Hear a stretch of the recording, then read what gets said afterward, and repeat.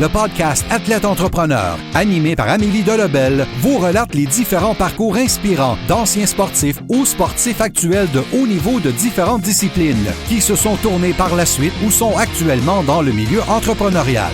Des entrevues et reportages qui sauront vous motiver à atteindre votre plein potentiel. Le podcast Athlète Entrepreneur, des cheminements à découvrir.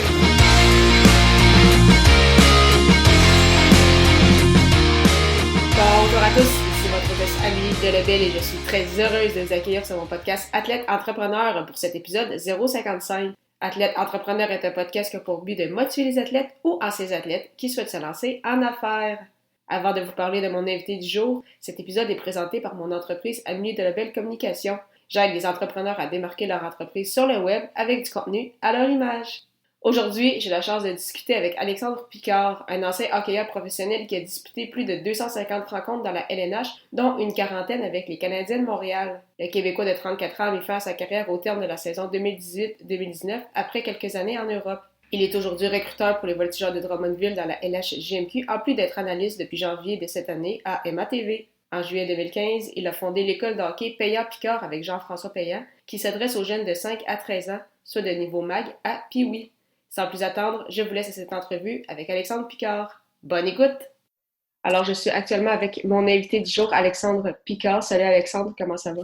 Ça va bien, toi? Ça va très bien, merci beaucoup.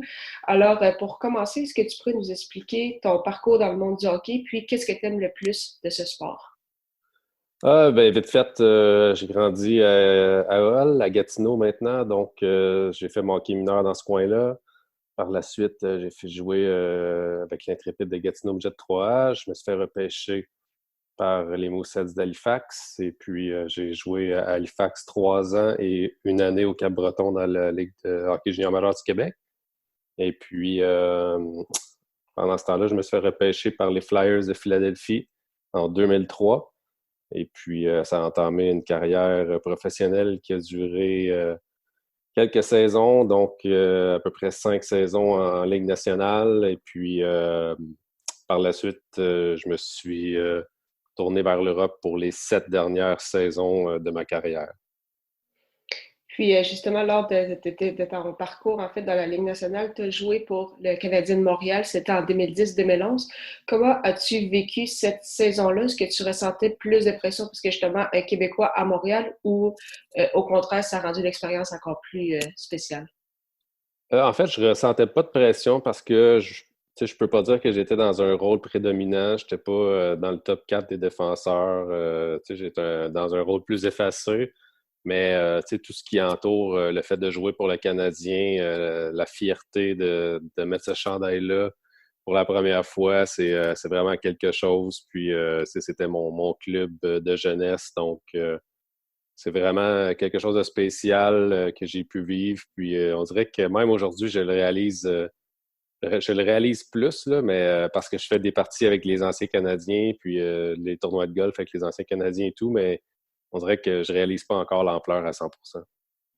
Après plusieurs saisons en Amérique du Nord, tu t'es tourné vers l'Europe où tu as entre autres joué en Autriche et en Allemagne.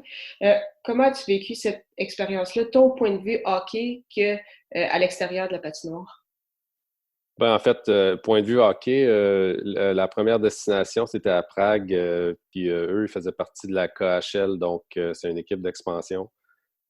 Point de vue hockey, j'ai un petit peu moins trippé sur cette expérience-là parce que, justement, la KHL, le territoire est très vaste. On se promenait énormément. On était souvent dans les avions.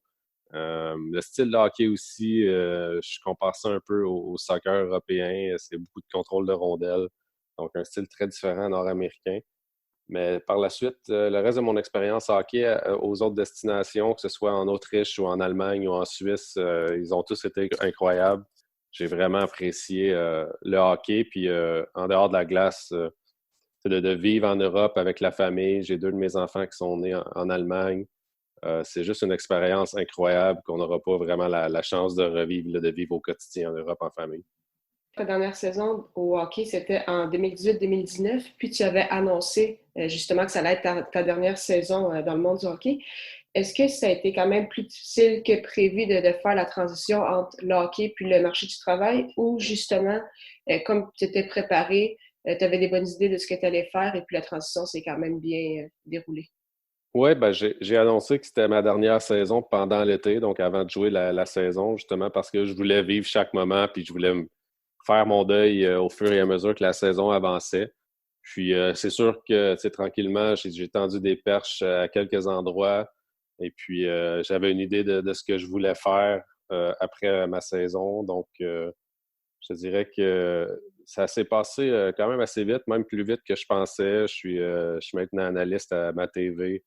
On couvre les parties juniors les vendredis de la LHMQ. Donc, ça, c'est un beau départ. Puis, je fais des chroniques avec les partants à TVA Sport. Là, je vais faire le show des échanges à TVA Sport le matin aussi, le 24 février. Donc, des petites choses comme ça. Je me suis embarqué aussi comme recruteur avec les Voltigeurs de Drummondville parce qu'on a déménagé la famille de Gatineau à Drummondville pendant l'été. Donc, il y a plein de petits travails comme ça que je fais puis que j'aime. En plus d'être recruteur et d'être analyste à la télévision, tu as également fondé en 2015 l'école de hockey Payant Picard. Pour quelle raison, en fait, avez-vous décidé de fonder cette école de hockey avec Jean-François? Puis, pourquoi adresser ce camp spécifiquement pour les jeunes de 5 à 13 ans, donc de niveau MAG à PIWI? Ouais, en fait, j'ai parti de l'école de hockey avec mon ami Jean-François Payan, comme tu disais. Ça faisait longtemps qu'on en parlait. On voulait offrir une école de hockey qui était pas seulement pour les joueurs élites, mais vraiment pour tout le monde. Et puis, c'est pour cette raison-là qu'on a décidé d'avoir des jeunes de 6 à 13 ans, puis peu importe le niveau. On voulait vraiment initier le hockey avec tout le monde, puis on voulait revamper un peu ce qui était une école de hockey conventionnelle. Puis, tu sais, moi, c'est ma passion. Jean-François aussi, c'est un ancien gardien de but qui a joué junior majeur, qui a joué à l'UQTR par la suite. Donc, on voulait vraiment transmettre ça aux enfants de la région de l'Outaouais, puis amener aussi les nouvelles techniques que j'avais apprises en Europe et un peu partout là, pendant mon cheminement. Quels ont été tes défis en lien avec l'école de hockey? Est-ce que ça s'est rapidement implanté dans la région? Je te dirais que ça a été assez vite. La première année, on avait, je te dirais, aux alentours de 80 enfants, 80 inscriptions. Donc, on était assez satisfaits.